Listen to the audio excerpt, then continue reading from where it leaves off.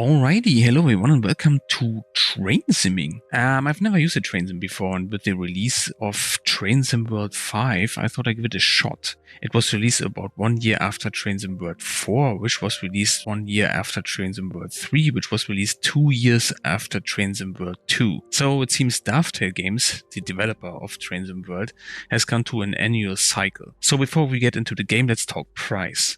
The base game will set you back about 45 eddies and comes with about a dozen routes, some of which are rehashed from older versions of the game. While I'm not a big fan of that, the upside is that you can reuse basically every DLC that you have from older versions of the game. But they then of course lack functionality from the new game, and as far as I could tell they also use the older graphics. But since the devs use the same engine throughout the games, that's not that big of a deal, though you will see a difference. Speaking of add-ons, as of release there were about 100 add-ons available on Steam, totaling at about a whopping 2,500.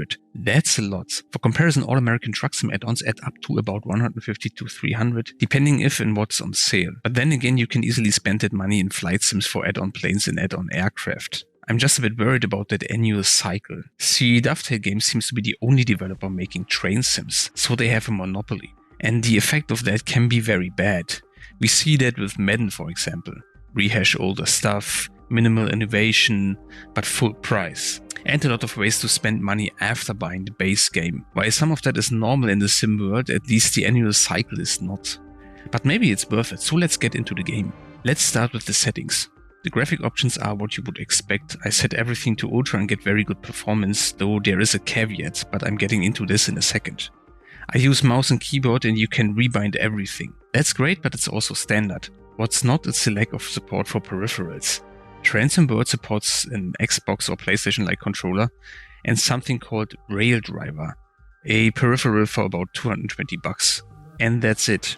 I was sitting in the ICE train looking at the 3 levers in front of me and thought, hey, wait a minute, I can use my Thrustmaster Bully Throttle, which has also 3 levers. But the game only supports one peripheral besides the console controllers, and that's the Rail Driver thingy. Now try that in any other sim, in any racing sim, truck sim or flight sim. Hey dear DCS World users, from now on it's only Logitech. You could hear the outrage on Alpha Centauri. But let's get into the actual train driving. There's a very detailed tutorial, really taking you step by step through all the different train types and how to operate them. I especially like the part where you can just be a passenger and ride along on a train. Unfortunately, I only saw this in the tutorial. There's a free roam where you can walk around the station, but that's very limited and you cannot hop on a train. Just being a passenger and enjoy the world the sim developers created is an option that I would like to see in other sims. I made a video about the AI pilot in Flight Simulator a while back because I heard a lot of people saying that they are not necessarily interested in operating a plane but would like to see the beautiful world in MSFS 2020.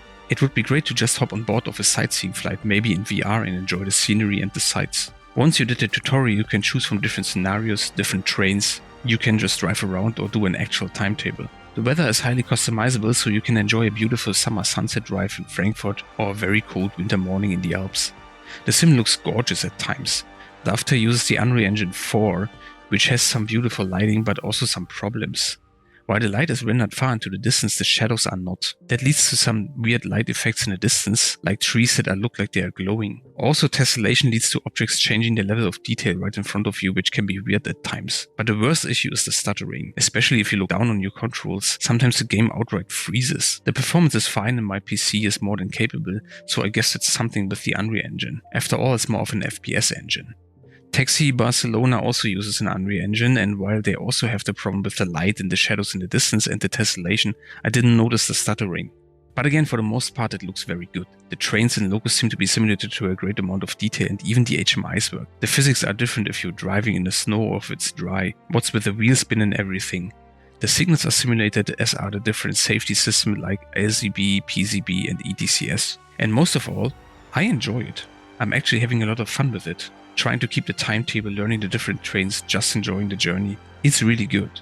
Do I recommend it? Well, if you're new to Train Sims, my suggestion would be to go to Train Sim World 4 in order to see if you like it, because it's on sale now and will probably drop in price even if it's not. There are tons of add-ons, as I was saying, and the most fun I had with the Vorarlberg scenario. Especially in cold weather, it can be tricky to keep the timetable and also get the stopping points right. If you have Train Sim World 5, there is a timetable where you can go from Frankfurt to Fulda in the evening hours. You got green light basically through the entire route and can enjoy the sunset. I liked it very much. And with that, I see you in the next video. Take care and tschüss.